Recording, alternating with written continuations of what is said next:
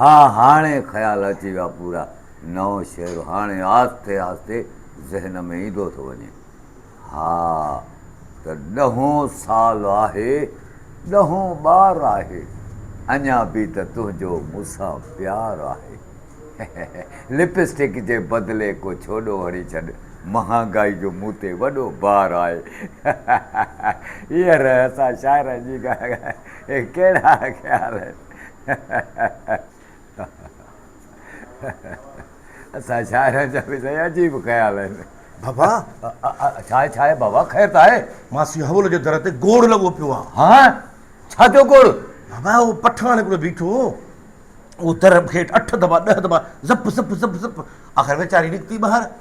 पठाण जो शुरू थियो बा अहिड़ा किना किना लफ़्ज़ पियो मासी हवल खे ॻाल्हाए जो मुंहिंजी त दिलि खे चिड़ी पवां। पर मूं चयो हाणे असांजो छा वञे पर आहे मामलनि में। अरे छो असांजो छा वञे? अरे असांजी ॻोठ जी ज़ाइफ़ आहे असांजी इज़त आहे। इहो केरु थींदो आहे पठाण जो असांजी इज़त में अची हथ विझे असांजे ॻोठ में अचे?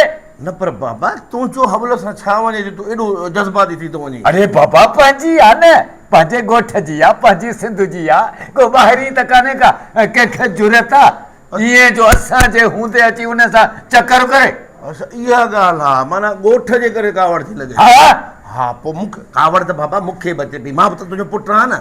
मां पियो चवां त हिते हुते फठाण खे ठोसा हणांसि मां हिन सां ईअं ॻाल्हाइबो आहे। पहाड़े सां न वरी मुड़े छाजे करे? अदा हू पियो चवे त मूंखे पंहिंजा पैसा ॾियो त ॻाल्हि ख़तमु।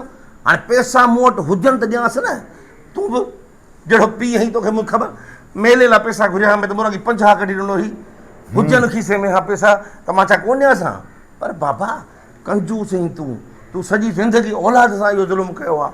तोखे त कावड़ करण बि न घुरिजे कंहिंसां छा थो थिए छो थो थिए पठाण ॼाणे त हवल ॼाणे असांजो कुझु बि न वञे। मां त चवां थो तूं बि चओ कुझु बि न वञे। हा छो इहे पठाण अचे हिते असांखे फुरे खाई ऐं असांखे ईअं करे हलियो वञे जो असां ॼणो अंधाऊं। न पोइ तव्हां सॼा हो त पोइ ओधर त न खणो रोक खणो। पर मासी हवल चए पई मां ग़रीब मिसकीन आहियां न इन जे करे ओधर ते कपिड़ो खयमि। ग़रीब मिसकीन आहे? अरे असांजो वेठा आहियूं बाक़ी असां छाजे लाइ आहियूं? न तूं वेठो आहीं त पैसा हुनखे ॾे न पठाण खे। अरे अचे हे गण 1 हे 2 3 4 5 6 7 8 9 हे 10 इहे वञो इन पठाण खे हण वञी बूथ में। बाबा मूं वटि हुजनि हा न कसम मां ओॾीमहिल इहो कमु करे चाहियां पर हाणे बि का ॻाल्हि ई कान्हे का। हिननि पैसनि खे अंदरि हेतिरो हेतिरो पथर विझी ईअं वेड़े सेड़े पठाण खे ठका बूथ में कराईंदुसि काणो थी पए त ख़बर पएसि। अरे मां उते हुजां अहिड़ो कुट कोजां हिन पठाण खे जो हुनजी 7 पीढ़ियूं यादि कंदा।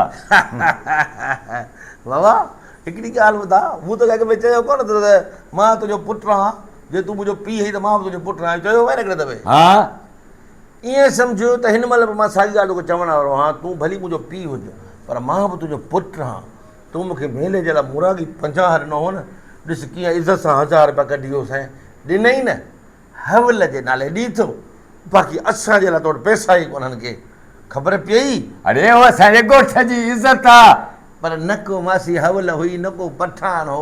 इहा त मूं कहाणी घोड़ी उहो मुंहिंजो मतिलबु घड़ी तूं बि त शाइर आहीं न नवां शेर ठाहींदो न मां वरी राइटर आहियां। मूं कहाणी ठाहे तुंहिंजे साम्हूं ईअं ज़िप पेश कई ऐं तो खीसे मां 1000 कढी ॾिनो।